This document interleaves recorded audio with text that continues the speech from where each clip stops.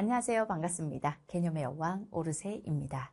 오늘 선생님이 스튜디오 들어와서 이 인사를 한 100번 한 것 같아요. 기침을 하고 막 NG가 나고 약 먹고 정신없고 막 사탕 물고 수업하고 막 이러느라고 발음도 꼬이죠? 이 인사를 한 100번 한 것 같은데 캐스트니까 캐스트는 좀 NG 내지 않고 잘 해보도록 하겠습니다. 자, 오늘은 우리 메인 페이지의 왼쪽 위에 배너에 기획 페이지가 걸려있죠? 준킬러 스팟 시즌 1 보너스 트랙 추가 편성이라는 제목으로 여러분들께 준킬러 스팟을 한번 소개해 보도록 하겠습니다. 자, 우리가 나의 조교에게 투표하세요 라고 하는 101 행사를 새 소식을 통해서 했습니다. 여전히 있으니까 투표하시고, 선생님을 이렇게 쭉 보니까 댓글을 보면서 되게 놀랐던 게 고객님의 눈은 정확하다 라는 걸 알았어요. 여러분들이 1번은 이래서 좋고 2번은 이래서 좋고 3번은 이래서 좋다.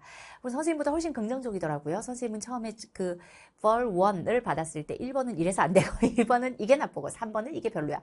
이렇게 마상을 막 줬는데 여러분들은 아무래도 또 이렇게 순화시켜서 참 착한 고객님들이야. 우리 수강생님들은 여러분들이 1번, 2번, 3번에 대해서 이렇게 평가를 해놓은 것이 정말로 딱 그 파일에 맞는 이야기더라고요. 그래서 언제나 고객의 눈은 정확하다라는 걸 이번에 다시 한번 느꼈습니다. 그리고 1, 2, 3번 이렇게 쭉 언급되는 걸 보고 꼴찌는 이 사람이다 라고 예측이 되는 사람을 지금 불러다가 앉혀놨어요. 본인 그러니까 선생님 제가 꼴찌예요? 내가 볼 땐 꼴찌예요. 그래서 그러면 진짜 세어보세요. 아니 세보지 않아서 그냥 내가 볼 땐 꼴찌야 라고 해서 데려다 놨고 그 꼴찌 얼굴을 한번 보여주도록 할게요. 그랬더니 그러면은 보통은 1등을 보여주는데 왜 꼴찌를 보여주냐? 우리는 또 이렇게 발상전환으로 꼭 1등만 얼굴 마지막에 영광의 자리에 서야 돼. 꼴찌 따다다다 영광의 자리에 설만 하죠. 자, 이건 우리 그 새 소식 3개를 조교 3분이 하셨다면 이 기획 페이지는 경력직인 신유경님이 봐라. 경력직이란 이런 거다라는 걸 하려고 아마 밤새 한 것 같아요. 오기를 가지고 선생님과 함께 했던 근 10년 동안의 모든 노하우를 여기다가 젖먹던 힘까지 쏟아낸다고 하죠. 눈에 불을 켜고 제가 볼 때는 신유경이 만든 작품 중에 최고예요. 너무 이쁘게 만들었잖아요. 네, 그래서 이걸 띄워놓고 여러분들에게 이렇게 선배의 PPT는 이렇다. 선배의 새 소식은 이렇다라는 걸 보여주도록 하겠습니다. 평가원으로 적중하다 오르세 시그니처 가장 인기 강좌라고 했었어요. 준킬러 스팟 모의고사 결정력을 이런 식으로 오늘 NG가 났거든요. 실전력을 결정짓는 너무 어렵게 써놨네. 실전력을 결정짓는 준킬러 완전 정복 준킬러 스팟 모의고사. 요즘 사물학평이든 사설 덕프든 덕프만 보고 나면 우리가 낸 것도 아닌데 자꾸 캐스트에 와가지고 덕프 막 하지 말라 그랬죠. 덕프든 뭐든 사설 모의고사든 여러분들이 시험을 보면서 계속 준킬러 부분들에 있어서 한계를 조금 느끼지 않을까라는 생각을 합니다. 준킬러 스팟 모의고사로 딱 평가원에 싱크가 맞춰져 있는 아무 문제나 들어있지 않아요. 좋은 준킬러 이상의 문항들이 들어있는 준킬러 스팟 모의고사로 6평을 대비하셔라 라는 취지로 준킬러 스팟 모의고사가 배너에 아마 걸려 있을 겁니다. 우리가 이 수강평에 계속 성적이 걸려가지고 선생님이 캐스트 찍은 게 몇 번 편집당하고 몇 번이나 그 다음날로 미뤄지고 이랬는지 몰라요. 그런데도 자꾸 수강평을 여기다가 얹기만 하면 수강평에 유난히 성적이 많아. 그러니까 어찌 보면 좋은 건데 수강평을 사용하면 거의 캐스트로 그게 되려면 바로 성적표를 인증해야 되는데 성적표를 인증하려면 그 수강평을 쓴 친구를 찾아서 성적표를 받아야 되는데 그게 캐스트가 올라가는 당일날 이루어지지가 않으니까 거기가 블러 처리가 되고 선생님 말한 게 잘리고 막 계속 그랬었어요. 그래서 유경쌤이 준킬러 스팟에 대해 성적이 없는 수강평만 잘 골라서 이렇게 만들어줬어. 그러니까 예를 들어 100점? 이거 100점 받았다는 거 아니고 내가 100점을 받을 수 있겠지라는 그런 본인의 희망에 들어있는 100점. 이런 거는 괜찮으니까. 마음에 대한 인증은 필요 없잖아요. 마음 먹으면 되는 거니까요. 이렇게 문제가 진짜 좋다. 개념을 하나라도 잘 모르면 틀리게 설계되어 있다. 조금이라도 허점을 가지고 있으면 그 허점을 가지고 있어도 맞출 수 있는 문제가 있거든요. 덜어 있어. 그런데 그 허점을 가지고 수능장에 가면 반드시 틀려요. 그래서 우리는 그토록 사설 볼 땐 멀쩡했다가 수능장에서 훅 떨어져. 이런 일을 당하는 거거든. 준킬러는 그걸 허락하지 않는다. 준킬러 스팟에 있는 선생님의 문항들이 대부분 그렇지만 허점을 1이라도 갖고 있으면 너 여기까지 몰랐잖아. 100% 몰랐잖아. 그러면 틀려. 라고 설계가 된 문항들이에요. 그래서 문제가 진짜 좋아요. 나의 허점을 찌르는 모의고사다. 그러니까 다 아는 줄 알았는데 자꾸 틀려. 자만했던 부분에 있어서 겸손해질 수 있다. 사실은 준킬러 스팟 모의고사의 1회가 엄청 어렵거든요. 1회에 빵점 되게 많았어요. 현장에서도. 우리 수강생들의 여러분들 표현으로 허수라고 표현을 하잖아요. 실수라고 표현을 하나? 맞아요? 그 좀 별로죠, 그 표현. 잘 몰라요? 모른 척 하는 것 같은데? 아, 진짜 몰라요? 아, 이분 감각이 떨어지는데, 온라인에? 온라인 스타 못 되겠는데? 허수라는, 뭐, 약간 좀 못하는 사람을 의미하나? 그런 분들이 뭐 있을 수도 있죠. 우리 수강생에도. 근데 지금 허수든 실수든 의미가 없다. 결국은 수능 성적이 어떻게 나올 것이냐. 오늘 하루하루 어떻게 성장하고 어떻게 하루를 채울 거냐. 그게 중요하다는 건 진짜 우리의 철학이야. 그게. 그죠? 우리 오르세 수강생들의 철학이에요. 그건 두말할 나이가 없는데 그래도 일반적으로 우리 수강생 중에는 수강평만 하나 눌러도 성적이 되게 많아. 그러니까 이 성적을 걸러낸다는 게 굉장히 어려울 정도로 성적 얘기가 유난히 많은 수강평이 유난히 많은 우리 고객님들이에요. 그러니까 대부분 잘 하는데도 불구하고요. 1회 같은 경우는 빵점 되게 많았어요. 준킬러 스팟의 OT에서 선생님이 그래서 내가 상처받는 게 두려운 사람들은 1회를 마지막에 풀어라. 근데 괜찮은 사람들은 그냥 순서대로 풀어라. 현장에서 순서대로 진행한 강의가 그대로 업로드가 돼 있기 때문에 순서대로 풀다 보면 저번 주에 이런 거 했지. 그러니까 이번 주엔 이것도 하자. 물론 연결성이 꼭 있어야 되는 문항과 해설은 아니지만 그래도 선생님이 흘러가는 그 흐름, 나의 시간적 흐름과 여러분들의 해설을 듣는 흐름이 유사하면 훨씬 좋을 거기 때문에 상처받는 거 두려워하지 마시고 1회를 풀어라. 다 틀려도 괜찮다.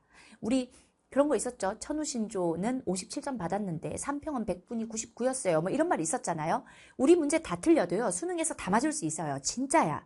준킬러잖아 이건. 준킬러의 벽을 깨고 그 뒤에 있는 어쩌면 그 준킬러보다 더 쉬울지도 모르는 어쩌면 빨리 풀릴지도 모르는 집에 가서 풀었더니 2분 컷, 3분 컷 했어요 라고 할지도 모르는 15, 22 앞에 버티고 있는 준킬러를 빠르게 해결하게끔 하기 위해서는 빈틈이 있어서는 안 되거든. 그래서 어렵긴 해. 근데 괜찮아. 틀릴수록 배울 게 많아 라고 긍정적으로 생각하면 돼. 이 준킬러 스팟에서 여러분들이 겪은 그 좋은 경험들을 가지고 평가원 시험을 보시면 분명 뭐야 그거보다 훨씬 가볍잖아. 난 여기까지 아는데 문제는 여기까지밖에 안 물었네 라는 걸 볼 수 있을 거야. 반드시 느낄 수 있을 거야. 그래서 나의 허점을 찌르는 모의고사라 실력과 상관없이 조금 더 틀릴 수 있다. 그래도 상처받지 마라. 내가 이거 할 때가 아닌가가 아니라 이걸 해야 그 허점을 채울 수 있다라는 생각으로 배우세요. 자, 그리고 묵직하면서도 과하지 않은 항방이 있다.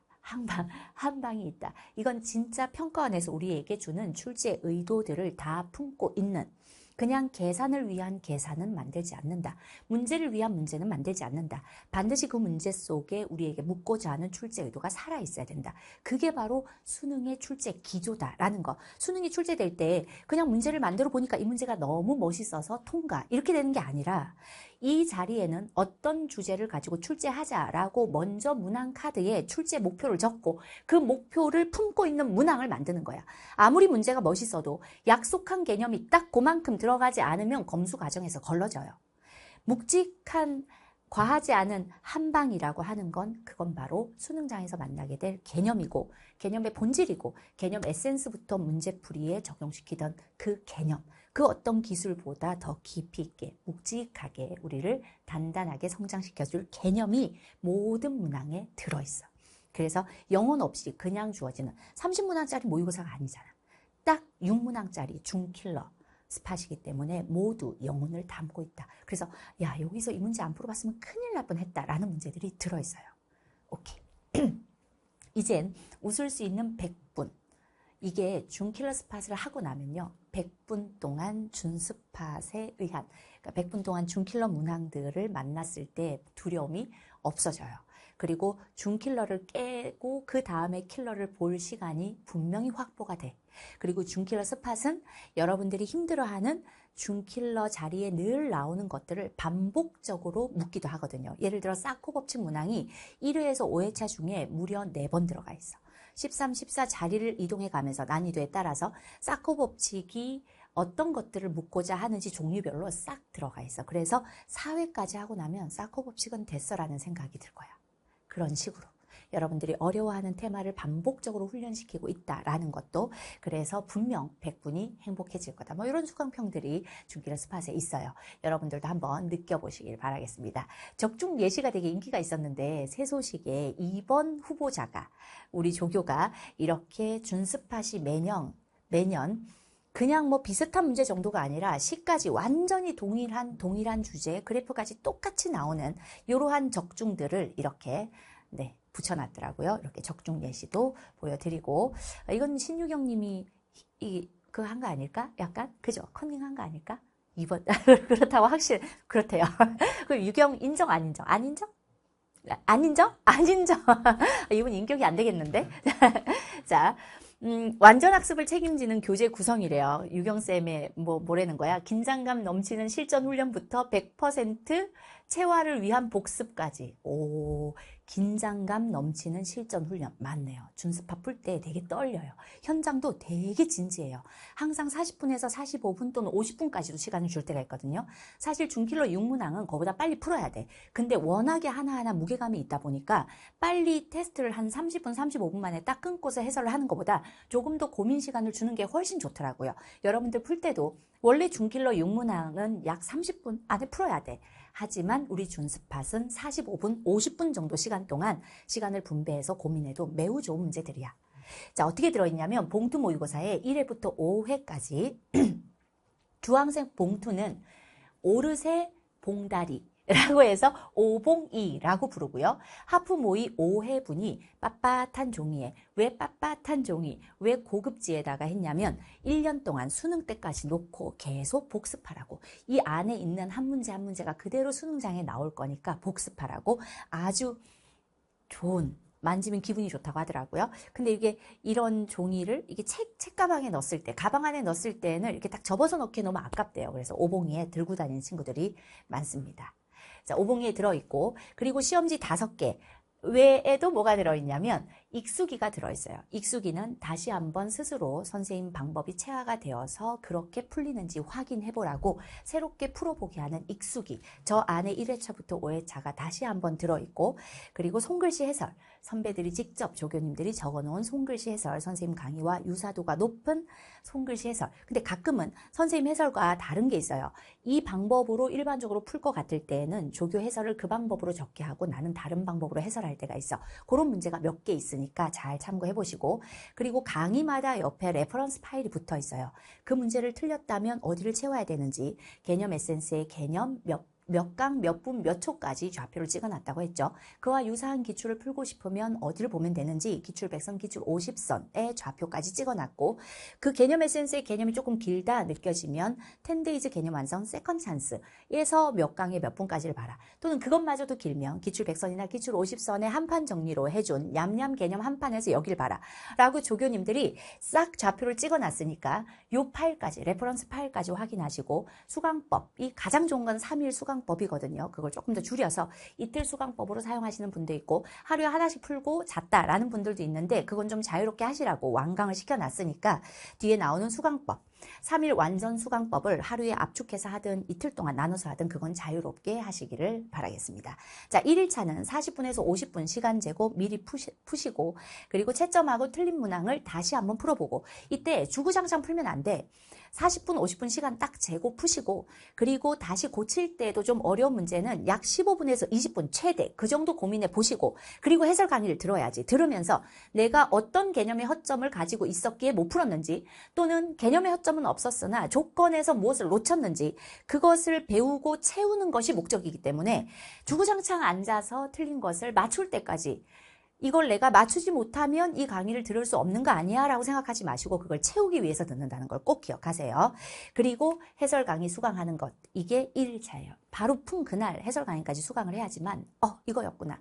내가 이걸 놓쳤구나 라는 걸 바로 자각을 할 수 있고 2일차에는 이제 레퍼런스를 활용해서 이 문제를 조금 더 강화시키고 싶으면 이와 관련 개념과 기출을 조금 더 강화시키고 싶다 또는 이것을 틀린 이유를 이제는 정말 채우고 싶다라는 판단이 드는 문항들의 레퍼런스를 참고해서 개념을 채우시고 그와 유사 기출을 풀어보시고 그 기출을 선생님이 어떻게 해설하는지 한번 선생님이 문제풀이하는 방법을 보시고 그걸 본인 것으로 입히고 체화시키고 그러는 과정이 2일차예요. 그리고 3일차는 이게 잘 이루어졌으면 익숙이를 풀어보는 거지. 근데 이 익숙이를 모았다가 나중에 풀었다는 친구들도 있더라고요. 그것도 괜찮아요. 본인의 성향에 따라서 하시면 되는데 단 2일차까지 공부하고 나면 거기 있는 모든 육문항은 잘 풀 수 있어야 됩니다. 알겠죠? 자, 이렇게 3일 완성 수강법인데 자, 여기에 이제 특별한 소식이 하나 추가가 됐어요. 이게 뭐냐면 보너스 트랙이라는 것을 우리가 하나 개강을 합니다. 지금 현장에서 7회까지 완강이 되어 있어요. 6회, 7회가 이어서 현장에서 진행이 되고 휴강을 가졌는데 그 6, 7회에 뭐가 들어있냐면 우리가 준스팟을 시즌 1, 시즌 2 두 번에 나눠서 개강을 하는데 시즌 1은 6평 전에, 시즌 2는 6평 이후에 개강을 하거든요. 근데 이 6평을 준비하는 과정 속에 6, 7회에 들어있는 주제들을 반드시 한 번은 봐야겠다라는 생각이 들더라고요. 그래서 선생님이 현장에서 강의를 하면서 7회까지, 6, 7회가 연속성이 있어요. 6회에서 이거 합성함수 미분 쓰면 안 돼. 그럼 뭘 봐야 되지? 정적분으로 보는 거야. 정적분으로 보겠다고 마음을 먹었으면 피적분 함수 자체를 분석하거나 그 함수를 도함수로 하는 부정적분을 그려. 거기서 미분계수의 본질이 나와. 근데 그게 작년 6평 15번의 디귿의 포인트였어. 그게 올해 또 나올 수도 있어. 라고 6회에서 7회, 2회 연속 설명을 하고 있고요. 다른 문항을 통해서 미분에서 적분에서 통합해서 연속적으로 설명하고 있고 또 매우 어렵게 출제될 수 있는 기미가 살살 보이는 곱한함수의 미분법과 미분 가능성, 그걸 선생님이 개념 에센스에서 설명했을 때 개념 에센스의 곱미분 쪽에서 충격을 먹었다라는 수강평들 꽤 많았어요. 근데 그 곱미분에 대해서 기존 기출에서 한 발 더 나가서 곱한함수의 미분 가능성을 물어볼 때 두 개의 곱한함수 중 하나가 연속이면서 미분 불능이면 여기에 곱해지는 함수가 어떤 역할을 해주면 되는지, 또는 불연속이면서 미분불능이면 곱해지는 함수가 어떤 역할을 해야 되는지, 또는 극한값은 존재하는데 구멍이 뚫려 있으면 곱해지는 함수가 어떤 역할을 해야 되는지, 또는 이 함수에 곱해지는 함수에 절대값이 붙어 있거나 다른 어떤 변형이 들어가면 우리는 결국 무엇을 해야 하는지. 왜냐하면 수능은 기억하고 있는 걸로 해결할 수 있는 문제를 출제하지 않아요. 대부분의 수험생이 이럴 때는 인수가 하나면 돼, 이럴 때는 인수가 두 개면 돼 라고 기억하고 있는 것으로 풀 수 있는 문제를 출제한다? 그건 니은까지야. 디귿은 반드시 변형이 하나 들어가. 근데 그 변형을 통해서 우리가 7회 준스팟 14번, 이건 스포가 아니라 어차피 말해도 문제 풀 때 엄청 헷갈릴 거야. 아마 정답률이 거의 안 나온 문제로 기억하는데 거기까지 해보시면 곱한함수의 미분법, 미분 가능성에 대해서 다 알게 돼요. 그래서 이 보너스 트랙을 어차피 준스팟이 너무 재밌어서 준스팟 다 풀어버렸어요. 이런 친구들도 많거든요. 그래서 보너스 트랙을 드리니까 이 2회차는 혹시 4월 말까지 시간이 난다. 그럼 4월 말까지 이것까지 해서 끝내버린다. 그러면 5월에 실전 대비하면서 복습하면서 기타 등등 6평을 잘 준비할 수 있다. 그러니까 기출로는 아직 부족한, 기출에서 한 발 더 나가서 아까 적중한 문항들은 기출에서 한 발 더 나가면 이렇게 나올 수 있어 라고 예측한 문항들이거든요. 뭐 변곡을 따지는 여러 가지 관점 중에 이렇게도 할 수 있어라고 했던 그런 것들. 마찬가지 그 6회, 7회에 1회에서 5회까지의 내용에 미처 담지 못한 좋은 6평에 나올 것만 같은 6평 수능 가기 전에 모의고사에서는, 즉 3평이나 또는 교육청 모의고사에서는 전혀 물은 적이 없는 그러한 것들을 담아놨어. 그래서 이걸 6평 전에 개강을 해줘야겠는데 어떡하지 고민하다가 시즌2에다가 넣기에는 6평 이후가 되니까 좀 늦어질 것 같아 라는 생각으로 보너스 트랙을 개강을 했습니다. 그래서 교재가 곧 입고가 되고 그 2회분 꼭 한번 해보세요. 아마 놀라울 거야. 이거 안 했으면 어떡해? 라는 생각을 하게 될 겁니다. 수2의 미분과 적분을 총정리하는 듯한 느낌이 들 거야. 자, 그랬고 이게 이제 우리가 왜 이렇게 수강평에 점수가 걸리냐. 수강평을 잡으면 점수 이야기가 너무 많은데 왜 이렇게 걸리냐라고 했을 때 뭐 전교 1등 했어요. 선생님 뭐 미적인데 선택자인데 100점을 받았어요. 이런 얘기가 왜 이렇게 많은가. 우리도 이제 수강평을 가져다 쓸 때 조심을 해야 되니까 캐스트에 너무 많이 편집을 당하니까 이거를 얘기를 해봤어요. 왜 이렇게 우리 수강평에는 성적 인증이 많을까? 3평 끝나고 나서도 아마 우리 수강평의 성적에 대한 이야기가 제일 많았을 거야. 물론 선생님이 상처받지 말라 그랬어. 나는 이만큼 못 올랐어 하는 분들 전혀 상처받지 말라 그랬어요. 3평 성적으로 대학 가는 거 아니야. 3평만 잘 받고 못 볼 수도 있는 거야. 이후 어떻게 하느냐가 훨씬 중요해. 상처받지 마세요. 그런데 6평도 마찬가지일 거라고 난 생각해. 성적 얘기가 제일 많아. 그럼 그렇게 성적 인증이 많은 이유가 뭘까? 우리는 이렇게 한번 고민을 해봤어요. 지나는 캐스트가 화요일날 올라가야 되는 캐스트가 못 올라갔잖아요. 편집하느라고. 그래서 왜 그럴까라고 우리가 회의를 해봤어. 대화를 해봤어요. 그랬더니 이건 좀 그렇다. 허수가 없고 실수만 꽉 차네요. 이게 여러분들을 허수 실수로 나누는 건 좀 그런 것 같은데 유경이 해놨어요. 이렇게 허수가 없고 실수로 꽉 찬 이유가 뭘까 생각해 보니까 선생님이 딱 수능에 나올 개념을 가르치지. 근데 3평은 수능이 아니잖아. 근데 3평부터도 잘 봐. 아, 그렇다면 무언가가 있다. 선생님한테 무언가가, 성적을 내게 하는 무언가가 있다. 그게 뭘까? 당연히 올바른 개념을 제대로 가르치는 것 이상의 가치는 없지만 선생님의 강의 스타일에 특이점이 있다는 걸 발견한 거예요. 실장님하고 조교들이랑. 뭐가 있냐? 선생님이 문제풀이 과정을 정확히 여러분들이 시험장에서 그렇게 할 수밖에 없도록 보여준다는 거지. 근데 다들 그렇게 푸시잖아 라고 했는데 특이성이 뭐가 있냐면 성적이 오를 수밖에 없는 올바른 오르세시 문제풀이. 오늘 유현쌤이 좀 과하게 네, 조금 힘을 줬네요. 와, 이거 나타나는 거 되게 재밌다. 한 번 더 눌러볼까?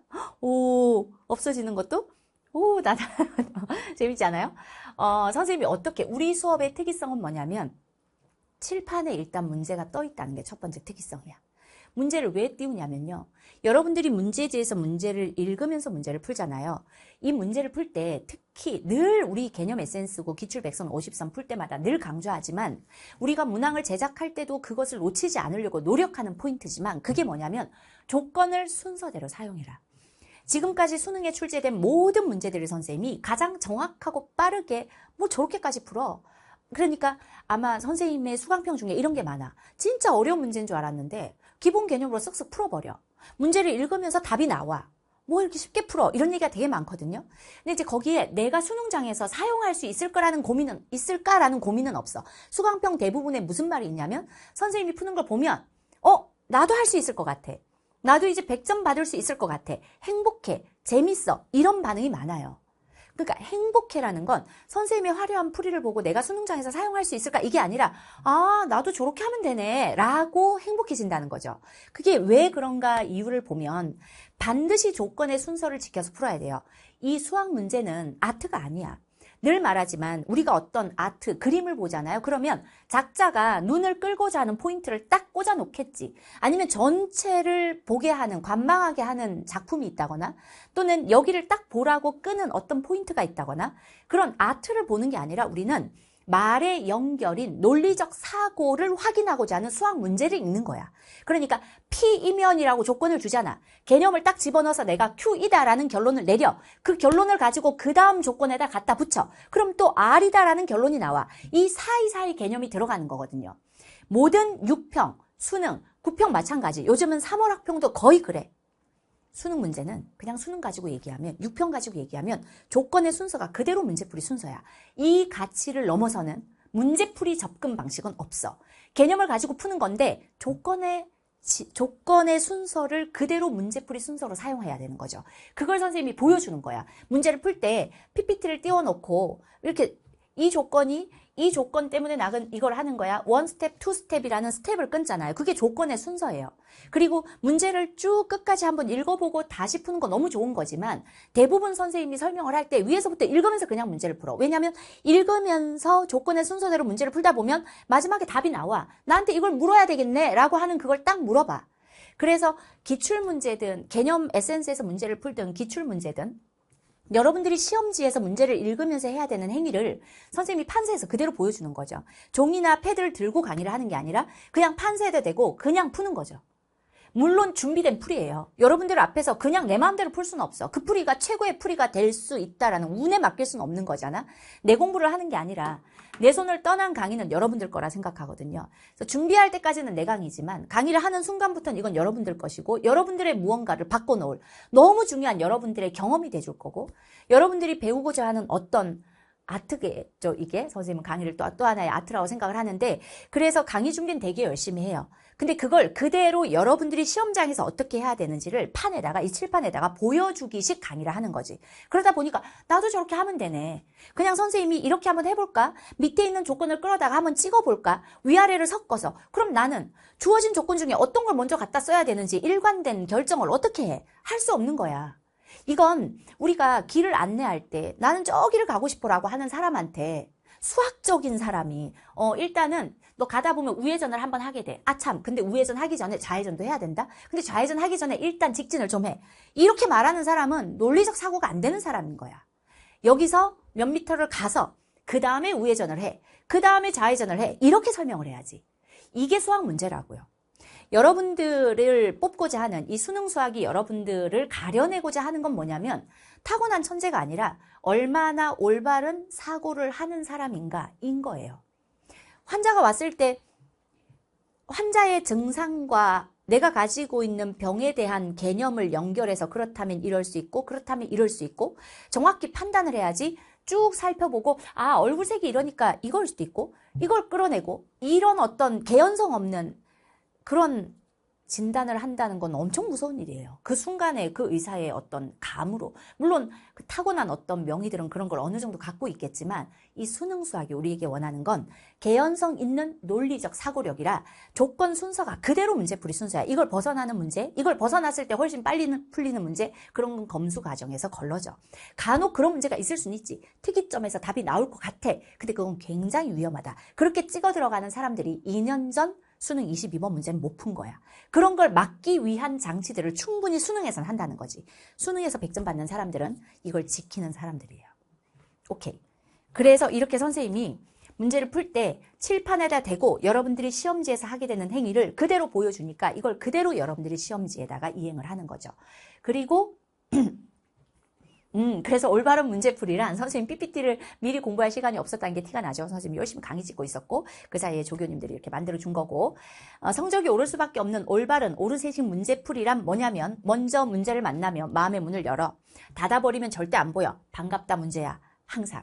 오케이. 그리고 네가 나한테 어떤 말을 하는지 한번 받아들여 보겠다. 마음의 문을 열고 그때는 일단 근본적으로 자신감이 있어야 돼. 이거 뭐지? 내가 모르는 거면 어떡하지? 이렇게 쪼그라들면 안 돼. 확 열어야 돼요. 오케이. 다 덤벼.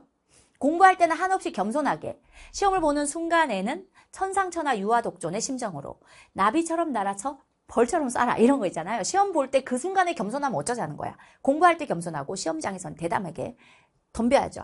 문제와 수학적 언어를 가지고 소통을 하는 거예요. 조건을 읽고 어떤 개념을 쓰라고 하는지를 읽어내야 돼. 근데 그걸 잘 읽어내려면 개념을 잘 이해하고 있어야 되고 개념에서 내가 본 수식들이 어떤 뜻을 가지고 있는지를 공부했어야지만 그 수식들이 문제 속에 나왔을 때 그게 그렇게 읽힐 거야. 그러니까 일단은 개념이 제대로 납득이 돼 있어야 된다라는 거고 그냥 피상적으로 식을 알고 있는 것이 아니라 식 속에 담긴 뜻까지 이걸 왜 배우는지 어디에 사용하려고 하는 건지까지 완전히 알고 있어야지만 수학적 언어의 소통이 되겠죠.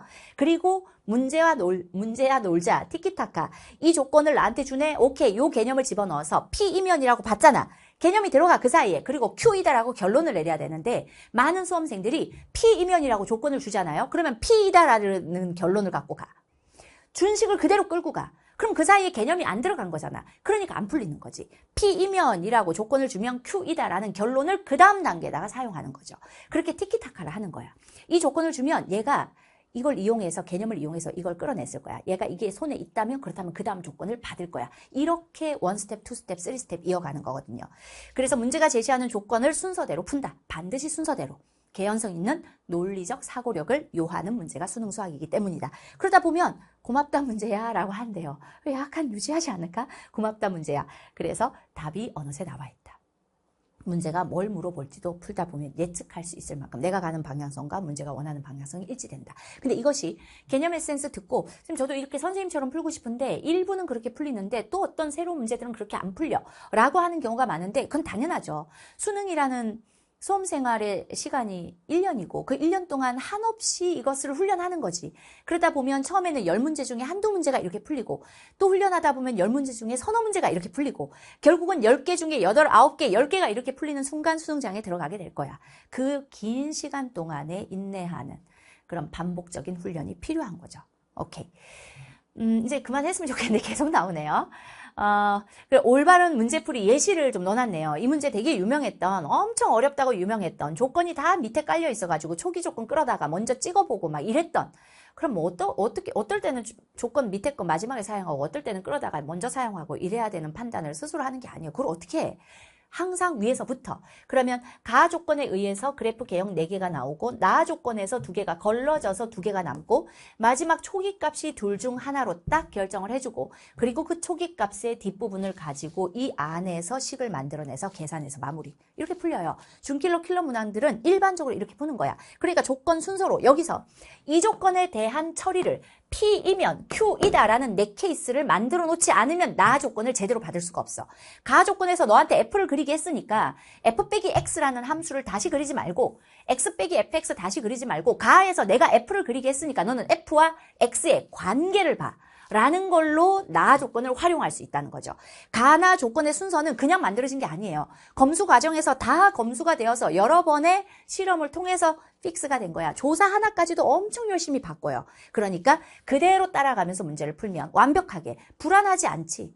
이걸 계속 훈련하면 처음에는 힘들지라도 훈련하다 보면 어떤 문제가 나와도 이렇게 풀면 돼 라는 일관된 문제풀이 기술이 완성이 되는 거죠. 그래서 케이스를 빼먹지는 않았을까 이런 고민을 할 필요가 없어. 싹 밀고 거기서 거르고 걸러서 답으로 가는 과정. 논리적으로 그렇게 나를 끌고 가는 게 수능 문제니까 틀릴 수가 없다.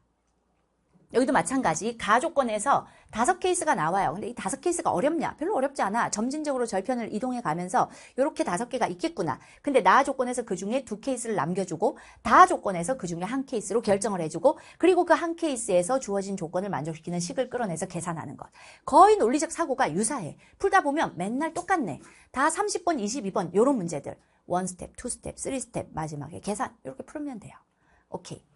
수능에 나왔던 문제와 유평 문제였고 이 문제는 우리 문제인가? 기출 문제인가? 우리 문제 같아요. 우리 문제. 준수판 문제예요. 컨택트 문제 같은데? 컨택트예요. 가위바위보 아니지. 이건 뭐지? 내가 이기면 내기할 게 없네. 우리 내기 좋아하는데 유경쌤은 딱 바로 그래. 쌤 10만 원. 바로 돈으로 하는데 준스팟은 유경이 논리로 제가 논리적 사고를 해보면 준스팟은 스포가 될 수 있으니까 안 했을 것 같고 컨택트에서 올해 컨택트 아니에요? 아니에요? 그럼 뭐 그냥 모르는 걸 하자고. 어쨌든 이게 있어요. 중요치 않아요. 어쨌든 우리의 제작 문제야. DB에 있는 제작 문제인가 봐요. 그래서 우리는 문제를 제작할 때도 그걸 수능과 유사하게 지키려고 노력해요. 첫 번째 조건으로 첫 번째 풀이를, 두 번째 조건으로 두 번째 풀이를, 세 번째 조건으로 세 번째 풀이를 이렇게 풀다 보면 어떨 때는 풀 수 있고 어떨 때는 못 풀고 뭐 이런 어떤 이변이 없어. 그냥 늘 하던 대로 똑같이 쫙 밀고 나가는 거야. 답에 걸려들 수밖에 없죠. 그래서 첫 번째 원스텝 사인 법칙, 저 초록에서 그 회색은 대전제를 주는 거고요. 초록에서 얘를 사용하고 노랑에서 코사인 법칙, 마지막 계산으로 넓이 이런 식으로 짧은 문제지만 항상 이렇게 조건의 순서를 지켜서 출제를 합니다. 자, 여기까지 모든 소개를 했고 PPT를 엄청 열심히 만들었네요. 유경쌤이 딱 그 오기로다가 난 달라라는 걸 이 PPT에서도 보여주느라 되게 열심히 잘 만들어줬네요. 지금 어제 밤새고 저 새소식 기획 페이지를 만드느라고 오늘 출근을 못했어요. 스튜디오에. 그래서 선생님이 101의 조교 셋 중 꼴찌. 본인 절대 꼴찌 아니라는데 그냥 꼴찌 해요. 그냥 뭐 자세히 꼭 해봐야 알아. 내 마음의 꼴찌 어때요? 내 마음속에 꼴찌. 난 본인께 제일 꼴찌였어요. 하고 이러면 이제 마상이라고 하는데 어쨌든 우리 조교님이 온라인 네, 뭐 유경쌤을 대신하고 그리고 컨텐츠를 총괄해서 담당할 분이에요. 그래서 여러분들께 한번 캐스트로 소개를 했는데 오늘 나은 조교님은 안 왔고 배준현 조교님도 없고 지금 조관훈 조교님이 와 있는데 그때 캐스트에 출연했는데 난 여러분들에게 너무 궁금한 게 어디가 잘생겼다는 거예요. 너무 놀라운 반응들에 난 더 놀랐어요. 그래서 이분의 그 어떤 가치가 좀 상승했잖아. 여러분들 댓글 때문에. 그러니까 이번에는 어떻게 하냐 댓글 나랑 짜는 거죠. 저번보단 별로네요. 두 번 보니까 한 번 볼 때보단 조금 별로예요. 요런 댓글 어떨까? 그런 댓글 한번 해주면 네, 선생님 약간 나의 갑이 돼 보내잖아요. 여러분들이 나의 갑이잖아요. 근데 갑의 갑이 되면 갑들이 좋아해. 그럼 나의 갑이 되는 거죠. 그래서 갑을 관계는 좋지 않지만 어쨌든 고객님들이 좋아한다면 다시 한번 출연해보자. 한번 보세요. 다시 한번 가운데 무대로. 그래서 오늘 막 원래 출근 날이에요. 근데 출근인지 모른다고 거짓말을 하는 거예요. 그 실장님이 막 이렇게 투샷으로 오늘도 운동화예요? 네. 근데 저보다는 좀 운동화가 높네. 난 납작한 건데, 완전. 15cm 키 차이를 가지고 있는 이분. 어머, 어디가 잘생겼다는 걸까? 한번 웃어보세요. 웃는 게 이쁜가? 해보세요. 네, 씩. 이를 보이고 웃어야죠. 아? 뭐라고? 안 된다고? 왜 이를 벌리고 웃는 게 안 돼요? 입이 아파요? 이상한 자. 그래요? 네, 어쨌든 이분이 되게 열심히 정말 열심히 여러분들 컨텐츠도 함께 해주고 뭐 온라인 QA도 4월 말까지는 이제 온라인 QA 팀장님을 배준현 조교님한테 넘기고 그리고 이분은 선생님과 함께 컨텐츠 관련해서 일을 하면서 온라인이고 오프라인이고 모든 컨텐츠를 함께 만들고 책임지려고 해요. 유경쌤이 했던 일 중에 큰 부분이거든요. 그래서 여러분들과 강의에서 가장 가까이 있을 거다. 그래서 스튜디오에도 선생님이 촬영할 때 주로 와 있을 것 같은 조교입니다. 다시 한번 이제 하고 싶은 얘기 없어요? 이분이 말하면 목소리 들어갈까요? 들어가요? 들어가요? 네, 한번 하고 싶은 얘기 하나 해봐요. 편집 당할 수도 있어요. 없다? 말을 못해. 네. 그러면 뭐 없는 걸로. 그럼 다시 또 한번 인사하고 들어가요. 진짜. 유경이보다 그래 좀 난 거지. 유경이는 얼굴을 아예 안 보여줬잖아요. 근데 그래도 얼굴은 보여주니까. 근데 저번에 보니까 앞머리가 이렇게 넘어가 있었잖아요. 근데 오늘 출근 날 맞아요. 막 실장님이 빨리 실장님이 나와 이래서 빨리 나오세요 이랬어요. 나와? 빨리 나와. 실장님이 빨리 나와. 막 이렇게 온라인 스타가 되려면 나와야지. 이렇게 했더니 오늘 커트를 해야 되는 날이었대요. 그래서 커트하고 미용사가 앞머리를 앞으로 이렇게 해줬는데 선생님 볼 때는 앞머리를 앞으로 하는 게 좀 늙었거든요, 이분이. 근데 훨씬 젊어 보이고 괜찮은 것 같아요. 어쨌든 여러분들에게 도움이 되는 많은 조교들. 그러니까 이렇게 또 몇 명의 조교만 소개하면 또 우리 그 외의 조교들이 상대적으로 조금 외롭지 않을까라는 생각을 문득 했어요. 그래서 어느 날 데리고 와볼까. 우리 조교가 토탈 몇 명이냐면 몇 명일까요? 50명? 50명 정도 된대요. 조교 너무 많죠. 이미 딴 거는 플렉스를 안 하는데 플렉스가 원래 없거든요, 인생에. 근데 조교 플렉스를 좀 한다는 거. 그래서 조교가 50명. 컨텐츠 조교가 좀 많아요. 컨텐츠 조교가 한 20명 되나요? 한 20명 정도 되고 온라인 QA 답변하시는 조교들도 되게 많아요. 많이 좋은 분들이 많이 있어야 답변의 퀄리티가 올라가요. 사람이 너무 적으면 한 사람이 해야 되는 답변이 너무 많으면 그러면 좀 빨리 시간적으로 양치기로 할 수도 있잖아요. 그래서 가장 여러분들에게 도움이 될 수 있는 상황으로 현장 조교도 되게 많고 조교들이 좀 잘라야겠어요.